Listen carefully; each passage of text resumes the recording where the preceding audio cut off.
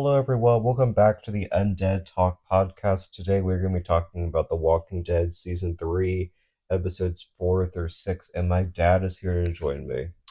Hey guys.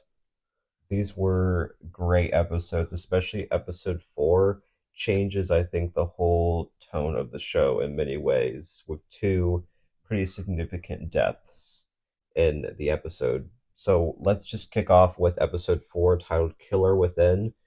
It says Michonne and Andrea figure out their new surroundings as the group at the prison is forced to deal with multiple conflicts. Um, so I thought we would just start with the Woodbury stuff, then go into the prison stuff, which the prison stuff's the big stuff of the episode. Okay. So in Woodbury, we start off with Michonne, and she is suspicious of the bullet holes on the truck because, as we remember from last episode, the gang went to take out that guy's whole refugee camp. Um, so that's where the bullet holes came from. And Michonne sees right through it that something is up. She is very suspicious of the governor. Yeah, absolutely. She's very suspicious. She catches things. She catches the blood on the. She just sees it, and she's not saying a whole lot right now. She's just kind of investigating, and there is a little interaction with her and is it her and Merle or her and the governor where they're kind of talking about the bullet holes and stuff. The governor. Yeah, so she's really seeing the truth. The title of the episode, "Killer Within." There's you can look at it multiple different ways, but the governor is definitely a killer within this peaceful town of Woodbury. And we have Andrea, and she gives Merle the location of the green farm. So Merle wants to go find Daryl, but the governor wants more concrete information, which sounds like something a villain would say. Yeah, and that's just to keep Merle around. Mm-hmm. Yeah, doesn't want the possibility of Merle leaving, and the idea of connecting with the brother and maybe leaving for good. Right. He wants Merle to stay with him and not to. He thinks Daryl might be Merle's weakness, maybe. And I would imagine it is. Mm-hmm. Okay. So Andrea, she wants to stay in Woodbury. She's getting closer to the governor. She's bonding with him. Michonne is ready to leave, and so there's just this ongoing conflict between them. Andrea sees Woodbury as like a safe haven after everything that she's been through. She's just clouded by everything that's happened that she isn't able to see what the governor is really up to because the governor is being friendly to her. Michonne's the exact opposite. She can see right through it. What do you think of like the conflict Yeah, between yeah, them? I think you see, that wisdom that we talked about with Michonne. She's able to see things, and I would suggest, and maybe just ask you here, do you think Andrea's just a little naive? I mean, you take a look at the way she was kind of brought in by Shane. Do you think she might be a little naive, just not seeing the bigger picture or seeing the evil, the killer within? I mean, yeah, but I also think it's totally valid why she's not seeing it. She thinks this is a good man, and after everything that she's been through, she's going to gravitate towards that. Yeah, I mean, for Hmm. sure, she's been through traumatic things. She was near death with whatever illness she had. Right, Hmm. she was very weak and pneumonia or whatever, and through um, Woodbury, through the governor, she got healed. So, I mean, I think she's trusting and she's hopeful, um, but she's not seeing what Michonne is seeing. Of course, we don't know Michonne's background. She could be just be a non-trusting type of person, Hmm. um, but we will see as that goes through. Yes, yes. Okay, so we have this nice moment where Herschel takes his first step since the attack, and it's like a nice moment. Everyone just seems so happy. Rick and Lori are looking at each other like friendly, and then we have this big zombie breakout. Yeah, it was almost. I think I might have mentioned to you when we were watching it, it's like something's going to happen, because it was so peaceful, so nice, and those moments have not happened on this show, right? They long for it. Everybody recognizes, okay, this is the way it ought to be, right? Hmm. Herschel's up and around, everybody's happy and smiling, and then boom, right? The zombie, you know, breaks out. Mhm. So yeah, I thought it was an interesting way that was filmed. So there's like a lot of stuff that goes down with this attack. The first major one is that T Dog gets bit on the shoulder. Um, and him and Carol they run into like the prison and he sacrifices himself to save her and then he gets eaten. And yeah, the interesting thing about the whole thing with T Dog, besides the fact that he died, is that this episode he wanted the prisoners to join their group, which is a parallel to when Dale wanted them not to execute Randall last season, and then Randall died. Or not Randall, Dale died at the end of that episode, and then T Dog died in this episode when he was trying to create peace. What did you think of kind of that parallel? Yeah, it's definitely a parallel there. And fast forwarding a little bit, we see that one of the prisoners caused this Hmm. break in, right? So this trust, not trust, let him in, include, exclude is a very much of a gamble. But to your point, I mean, I think T Dog is exhibiting that same, hey, we're humans here. We should be a family. We should be able to work it out, figure it out, overcome conflict. And I very much appreciate T Dog's desire for that in that scene before his sacrifice. Well, especially because he's a character that just doesn't have many layers to him. He's always kind of been like a one note character. So to have him like be like the center of this conflict or idea of letting the prisoners come in was just interesting to me. And then of course his it made his death a little more impactful than if he just died, Right, right. which I think was what they were going for. They kind of knew that he's not like a big character, so they tried to make him a little bit more impactful to the plot. And I thought there was a reason. There must have been a reason why they didn't kill him at the end of season two. Um, which I feel like his death was a little bit more meaningful now than it would have been then. I don't know what you think. I think, unfortunately, out of all the characters on the show, I think T Dog had the least amount of character arc to him. So this was a nice way to, provide some depth. I think they've missed the boat on his character. But yeah, I appreciated the way he went out for sure. Where he, should have died or whatever, I don't know. I've not really thought about that. But I think this particular ending of his story was well done. And it is a sacrifice, which we'll get to in a bit, for others, and which is, admirable. Yes. And like you said, one of the prisoners, Andrew, the one that Rick sent out into the courtyard with the walkers. He's actually alive. I was not expecting that, and he's the one setting off the alarms. Um, and then he tries to kill Rick, and then the other prisoner, Oscar, he shoots Andrew. So proving his loyalty to Rick. Right. What did you think of that? Yeah, I mean, we've said this throughout in this show. The line of good and evil, goes through every single person. So you really don't know, where the choices are going to be. And in this situation, you have one of the prisoners doing something incredibly evil, setting loose all of these zombies as an act of revenge. But then you have another one of the prisoners doing something so good and saving the day, right? And so it's so interesting to see that the choices, the good and evil choices that people make, and you just never know where people are going to land. And you hope for good. You hope for, people are going to make the right decisions in this show. But yeah, And throughout all of this that is going on, Lori goes into labor, um, and it's not looking good. And Maggie must perform a C-section on Lori, and in order for the baby to live, Lori must die. Which was this was a very very sad, and I was not expecting to feel this way because I literally said before Lori is my least favorite character. But something about the way that they wrote it all really made it impactful to me. And I wrote down her final like words to Carla, and she says, "You got to do what's right, baby. You promise me you'll always do what's right. It's so easy to do the wrong thing in this world. So if it feels wrong, don't do it. If it feels easy, don't do it. Don't let the words spoil you."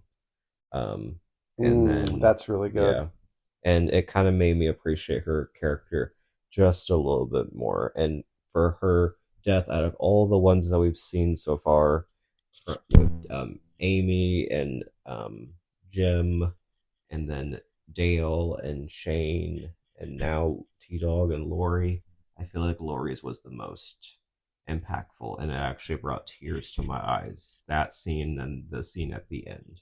What do you think? Yeah, I would agree. I didn't expect to get so emotional as I did watching this scene. I think the interaction between mother and son here was incredibly powerful, right? And so Carl, again, is thrust into these making decisions, growing up so quickly, and the wisdom that Lori gives to Carl, and how Carl then has to embody that and act that out by, unfortunately, having to shoot his mom before she turns, so to speak.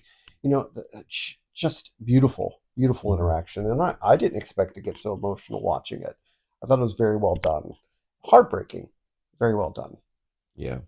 And I felt so bad for Carl and how he just walked away like with like no expression on his face. You can tell that was like the hardest thing he's had to do. Hmm. And seeing Maggie having to make that decision and listen to Lori to cut her open was also meaningful too.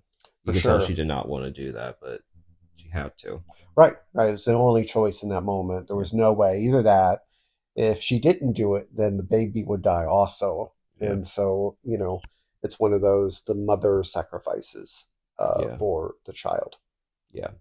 And so the episode ends. They see T Dog's body. It's just broken. It's yeah. And then we have Maggie and Carl coming in with the baby, and Rick just immediately knows Lori's dead, and he starts to break down. And I thought that was great acting from Rick. Yeah, Rick's I thought actor. that was spectacular. Yeah. You felt it. You felt it in the acting of that for Rick. That was the actor who plays Rick is phenomenal. Agreed. So what would you say in this episode are like some of the major themes that stuck out to you? Yeah, I thought there was definitely like the circle of life. We have birth and we have death all wrapped up in one episode. The mother dies for the birth of the baby, the circle of life. And that is just the way life rolls. I mean, we will all die one day, but we hope we make an influence in such a way for those children, grandchildren. We're leaving a legacy. I think that was a theme. I think the ultimate sacrifices. We see T Dog, we see Lori, and T Dog made the sacrifice for Carol. Those are beautiful scenes, great themes to live, in such a way that we're willing to lay down our lives for others. The words of Christ, and then this whole idea of grief, and we see that in this episode. Especially with Rick there at the end, kind of grieving openly and honestly. In our world, we so much hide our grief. We don't shed tears, we don't lament, we don't grieve openly, and that has huge effects on us and our humanity. We are meant to grieve, we're meant to cry, we're meant to be able to share our grief with others, and that happens there at the end. Even though it was awkward, almost like people didn't know what to do with Rick's grief, but that's the way it should be. We should openly grieve. Um, and of course, that grief is going to affect the way that he interacts with his son Carl and also the baby girl. And we see a process going into the next episode.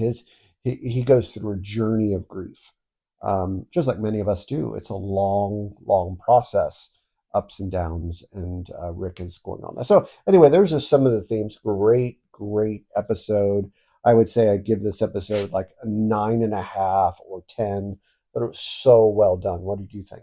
Well, one thing I'm going to say before I give my rating is that in society, we're often, or at least especially men, are like told to bottle up their emotions. Hmm. And Rick did not do that. He openly just bawled out. So I Hmm. appreciate that they let him do that instead of just like putting on a straight face and like continuing to be later. No, like they let him kind of go down this bit of a grief path, which is totally understandable. But I really appreciate that moment where they just let him cry because that's what he should do. He Right. shouldn't have to not do that.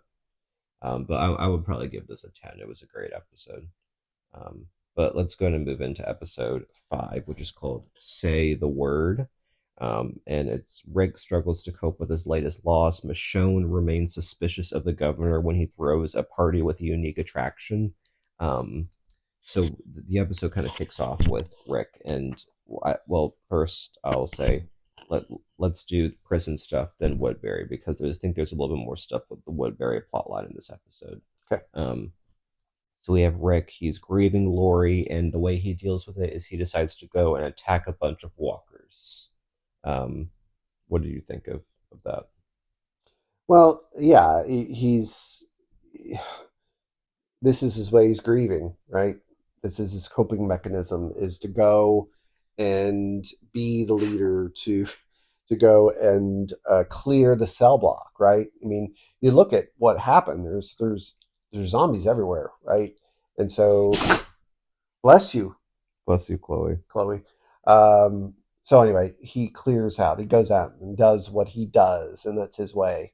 And the group lets him do it, which is good. I mean, they try and stop him, of course, but then they realize there's nothing can get in the way, so they let him grieve.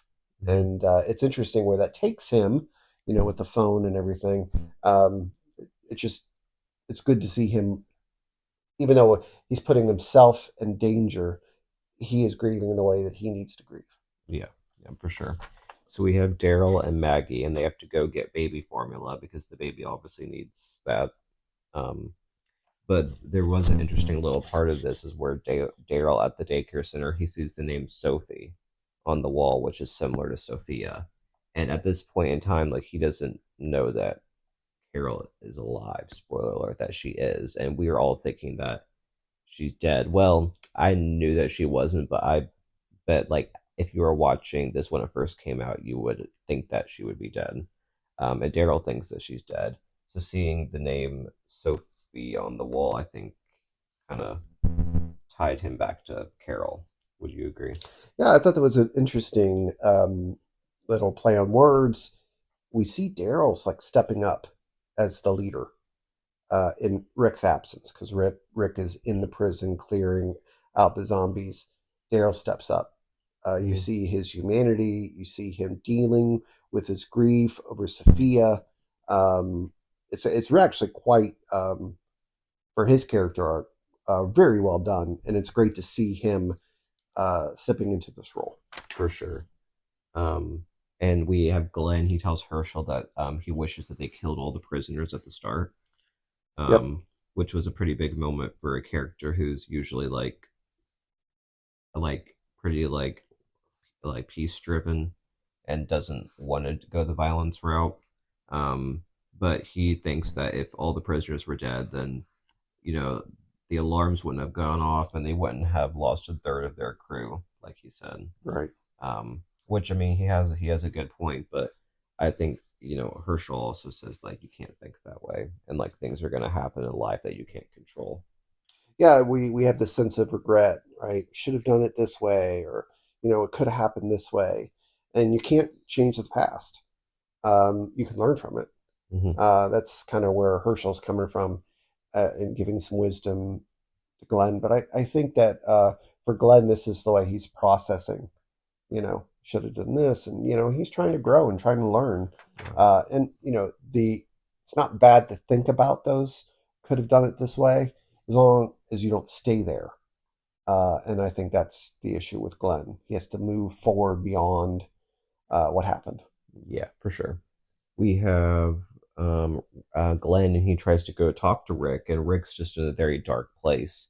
And then he ends up throwing Glenn against the wall, which is a pretty intense scene, and that's just so unlike Rick, to see him get mad at Glenn, who he adores. But again, I think it's nice that Glenn just lets him be to grieve. He doesn't like continue to try to push him to do anything. He was just checking on him, and he just decides to let Rick be.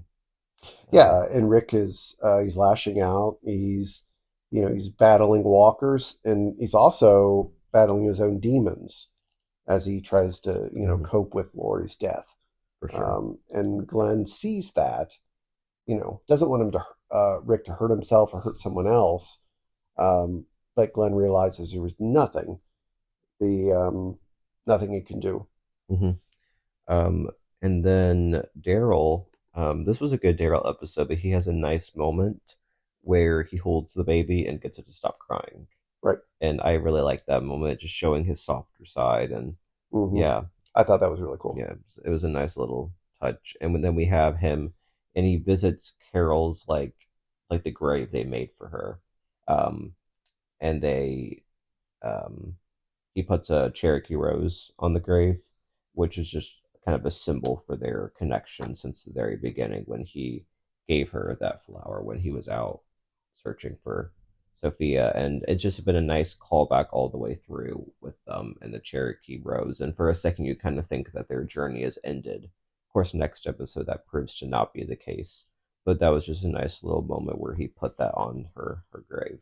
Yeah, I wish they could have had a little bit more like time for that. Hmm The whole process of grieving Carol. It seems like that was a very side element in these episodes.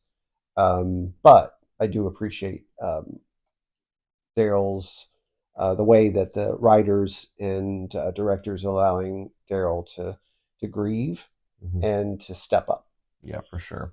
And Rick, he goes to the room where Lori died, and he finds out that a walker ate her corpse, which is wild. Um, I was not expecting that. And then he stabs the belly, and that was like a pretty gross scene, I thought. And that just goes to show you where where his headspace is. He's just not there at all. It was very intense. What do you think of that moment where he was stabbing the belly? Yeah, yeah, that was intense. It seemed heartfelt. Like Hmm he was trying to pay back those who took his wife. And it wasn't easy. It'd be easier if it was a walker alive. You know what I mean? Um, but you know what I mean. He just had to do what he could do. So hmm And then it ends with a phone call, and Rick answers it, and that goes immediately into episode six. right. But the main things I think in this episode are the Woodbury stuff.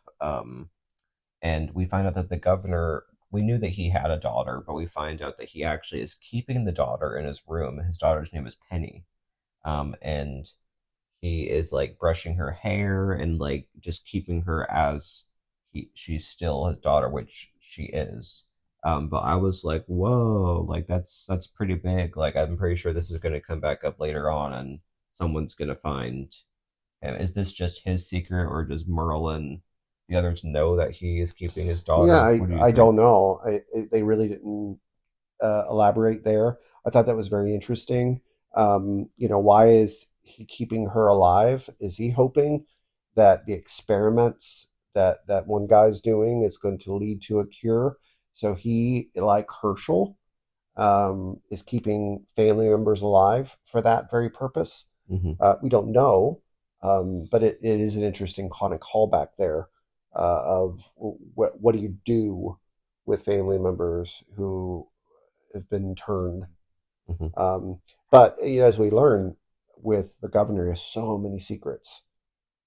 He's able to portray one way to the town people, but inside he is a completely different dude with hmm a lot of trauma. And we have Michonne holding the knife up to the governor, her sword, which was a pretty tense moment.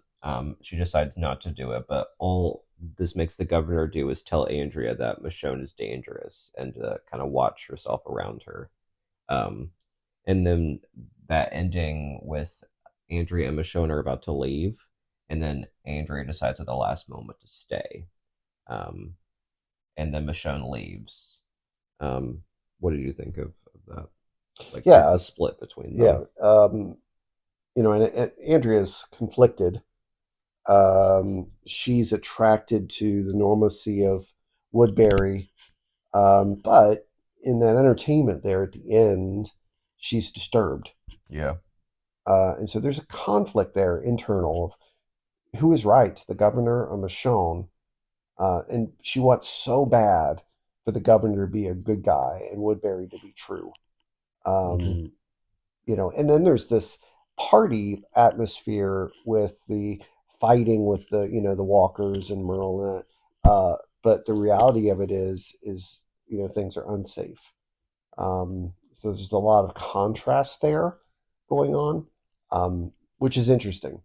Is Andrea deceived by the governor, or does Andrea in that ending scene kind of know something's up? I wondered there. You know what I mean with the fighting, how she reacted to that. What do you think? Well, in this particular moment, I thought she was really regretting her decision to stay Yeah. when she was witnessing the fight. But then next episode, that kind of, think I have a different opinion on that based on some stuff that she says. Okay. But yeah, that was pretty intense, like that fighting scene at the end and how that is entertainment. I'm like, this is like a messed up town. That really proved it to me. Yeah, like gladiator fights and stuff Yeah. is very messed up, and call back to the Romans and all these different things. But in the midst of the apocalypse, the governor's point is this is the way they blow off steam by these gladiator fights. But it is, Andrea's disturbed. I think as a viewer, I was disturbed, especially when you see life and death going on. Mm-hmm. Okay. So theme time. What were some of the themes from this episode that you saw? Yeah, I think we touched on them. The coping mechanism, Rick's breakdown, real raw grief, and he's dealing with his demons. He's confronting these things, and it's a dark, dark journey. And it's like that for us, right? When we lose a loved one, it can be a dark journey. And I appreciate them showing that. Again, getting back to what we talked about with this last episode of the um, the temptation or the expectation that we get over our grief right away, right? Mm-hmm. And so I see that the coping mechanisms. I also see the theme of what's normal now. Um, Woodbury's festivities with their brutality. What is considered normal and ethical in this new world? And that's a question that I think runs through this show, as Yeah. well as some power plays. The governor uses violent spectacles to maintain control, and he shows how leaders might manipulate situations to solidify their power. And the governor is definitely doing that through these entertainment mechanisms. And so, where does morality come into play, and where do the things cross the line? So, I mean, what do you Mm-hmm. think? Yeah. I think that the governor is very smart with what he's doing. I think he has kind of manipulated everyone in that town to think that those gladiator fights are fun. It's kind of like he's mind controlled everyone, is kind of what I think. And next episode, I feel like he's mind controlling Andrea too. Not literally mind controlling, but he's definitely using his power and to secure dominance. Yeah, I agree. And it's that power play, right? Yeah, And we see that in politics today. yeah, We see propaganda, we see manipulation, and we're seeing it in the governor. yeah. Yeah, we're rewatching this in 2024, but the political scene in the USA today is so similar Yeah. than the governor's actions. Oh, for sure, for sure. So I would give this episode not as high as last episode, but I still think it. I would give it a 9 out of 10 because there were good moments. It moved the plot along a little bit. I especially um liked all the stuff with Daryl. I thought he was great in this episode. What would you give it? This one? Yeah, I'd say 8.5 or 9. This is it's hard to follow up after episode 4 Hmm. with the double death. It's any episode's going to seem like a letdown. But what I give the writers and directors of The Walking Dead credit for is they're able to move the plot forward each episode. Of course, they're not all going to be dramatic episodes, but they're moving the plot forward a couple points Yeah, each time, which is great. yeah, for sure. Okay, so season 3, episode 6 is called Hounded, and as Andrea grows closer to the governor, Michonne makes a decision about Woodbury. Glenn and Maggie decide to go on a run. That doesn't even include the phone calls with Rick. This was actually a pretty solid episode. So there's some action, there's some great stuff with Rick, and the journey to healing that I think really starts in this episode. Some good fight scenes between Merle and Michonne. But let's kick things off with talking about Woodbury itself because we have Andrea and she wants to be on the wall, which is kind of like a callback to when she wanted to be on top of the RV at the farm and like shoot like she wanted that role that she thought a man could do, um, and now she wants that role in Woodbury. So that part of herself is still there. Yeah, and but she's running into conflict because she's handling the walkers in a way that is unacceptable for the town. So she kind of loses her ability to be on the wall, after her actions of jumping down and taking out a walker Hmm. one on one, and so yeah, there's conflict brewing there. Andrea doesn't fit into their way of doing things. Yeah, for sure. But we have Andrea and the governor, and Hooking up. yeah, they hook up, and I knew that was coming.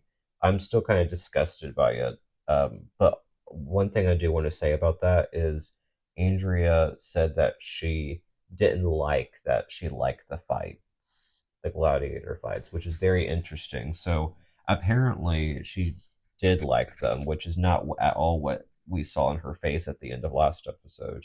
Or is she playing the governor?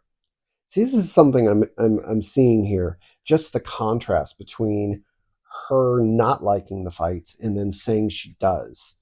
Is she somehow, you know what I mean, turning something around with the governor, like trying to get in onto his good side so that she could see really what's happening? Is there some distrust? And again, I might be completely wrong here, but I'm wondering what she's up to. Well, I mean, I want to believe that like she's doing something like that because I think she is smart enough to do that, but I just have a bad feeling that she's just completely delusional to this whole thing and And that's she's quite just going to possible. fall into his trap, which, for her being a character I actually really like, that's not particularly the direction I want them to go in with her. But I guess we'll just have to wait and see Sure. what happens there. Um, and but we have Merle and Gargiulio, and they are looking for Michonne. Them and some other men. They're unable to catch her. There's like this game of like cat and mouse, and then there's this pretty intense scene where they try to take out Michonne, but Michonne gets the upper hand and she escapes. And Merle says he's going to tell the governor that they killed her, and Gargiulio or Gargulio, whatever his name was, he does not want that. He doesn't want to lie to him, so Merle kills him. So, what did you think of that? Yeah, and then Merle goes and he lies to the governor. Hmm. In this, I think it's going to come back and bite Merle Hmm. because Michonne is alive. And we see that at the end where she ends up at the end of the episode, last scene. But I think it's interesting where you see Merle cutting corners to get in the good graces of the governor, Hmm. which would be interesting to see where that plays out. Yeah, Merle is very interesting to me this season because on one hand he seems a bit softer than he was on the roof of that when he was on the roof of that building back in season 1. I feel like he's a little bit softer. But on another hand, he's even worse than he was back then. I do feel like he's a bit more grounded though than he was then. I feel like that's, or would you agree? Like he's a bit more stable. Well, I think you look at his arc, right? Where we see he's racist, he's brash on the roof with the group. It's not good, right? Mm-hmm. We see glimpses of that with Daryl throughout season two, right? With his hallucinations, interactions with Merle. And so we see Merle finding a safe place. Merle appreciated where Rick's group did not appreciate him Mm-hmm. and left him for dead. So we see Merle getting into a leadership role where he has control and influence, which really what he wanted with the group initially in season one. So I think you're right. I think he's getting more grounded, not necessarily in a good sense, but we see his evil intentions being played out the way he's lying to the governor. We see his kidnapping of Glenn and Maggie in this episode, and I would really see him as another evil element in this show. Mm-hmm. Well, in this episode is I feel like where that crossover begins between the prison and Woodbury, and that is when Merle kidnaps Glenn and Maggie, and then when Michonne turns up. Like it seems like now things are going to start to connect, which I'm looking forward to. Um, and um, so, and Michonne oversees them kidnapping them, which was pretty significant for what happened at the end. But before we get there, we have Rick, and he's receiving these phone calls, and we find out that they're from Amy, Jim, and Jackie were the first three, and those were all people that died in season one, kind of the beginning of that journey. And they're like, and I'm telling you, which I remember Amy was saying that they have a safe place, and Rick wants to go there. Do you remember what the other two? No, I really wasn't paying all that close attention to the What they were saying? yeah, what they were saying. I I kind of knew this was delusions. Yeah. But yeah, you're right. It definitely was people that have died, and this is part of his grief and his guilt, all of that being played Hmm. out. And he also gets a phone call from Lori, who tells him to be strong for their child. And that was his kind of way to kind of say goodbye to Lori in a sense. But I still feel like there is going to be more grieving with Rick. I don't think it's completely resolved, which it can't be. I mean, it's only been like a week in real time or however long it's been. Yeah, and there's so much trauma, layers Yeah. of trauma here that'll have to be worked out and healed. I find it interesting that Herschel, who made a trip into that room where the phone was, picked up the phone, realized there was no dial tone, and understood that this is all in Rick's mind, right? Hmm. I think Herschel uh, recognizes that Rick's the only one who's going to have to work this out.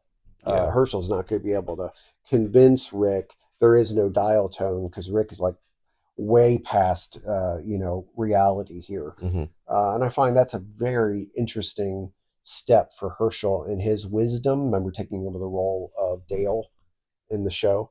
Hmm. So I really like that part. Me too.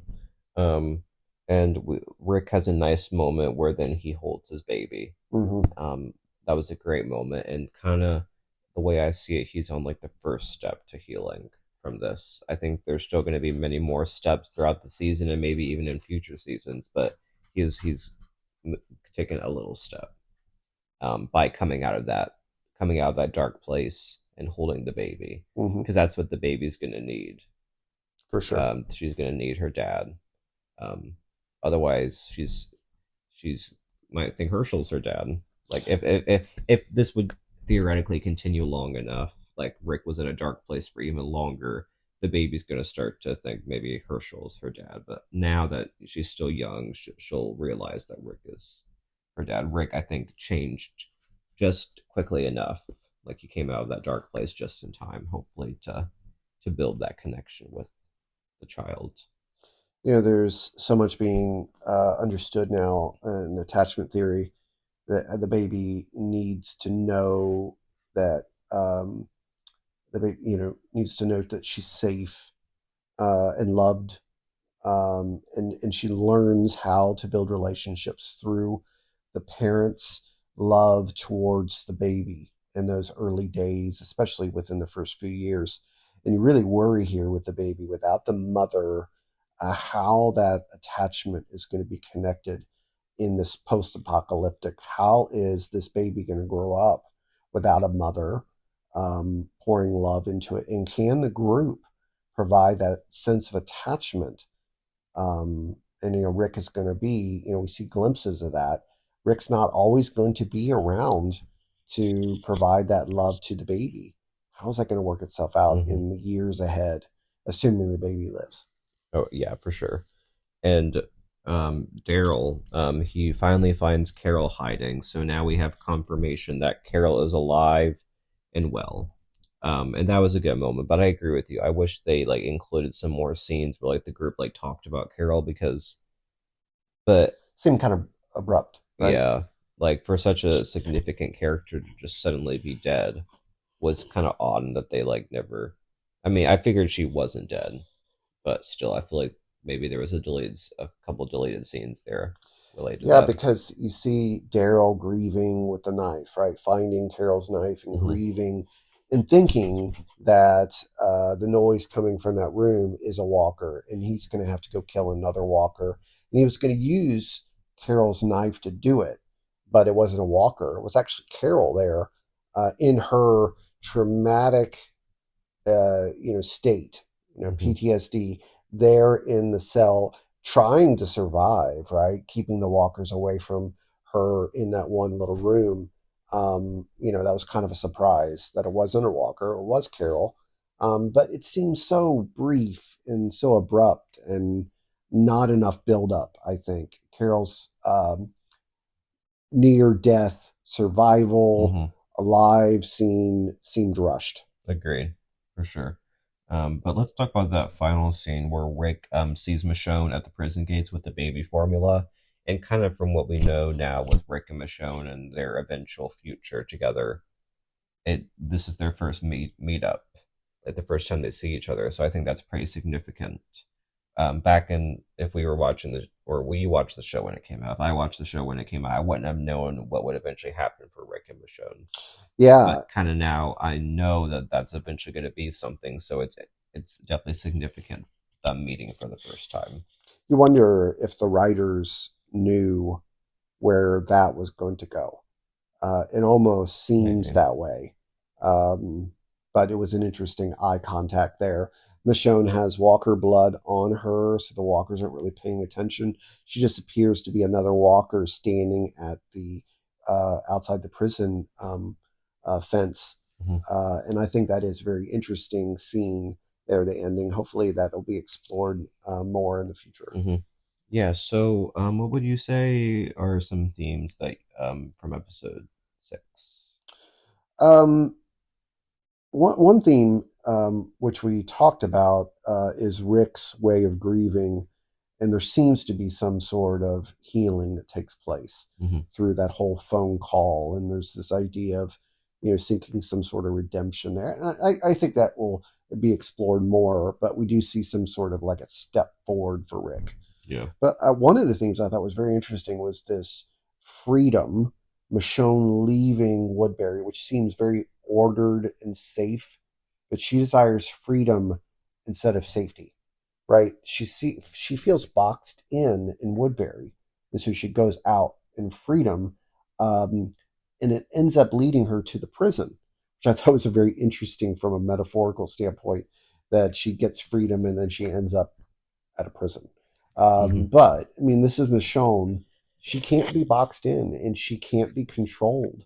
And she desires to be part of the solution, providing healing, providing freedom, providing redemption for others. I think Michonne is a key character in this entire series, and we see that moving forward here. And Michonne kind of wants freedom. Andrea wants safety.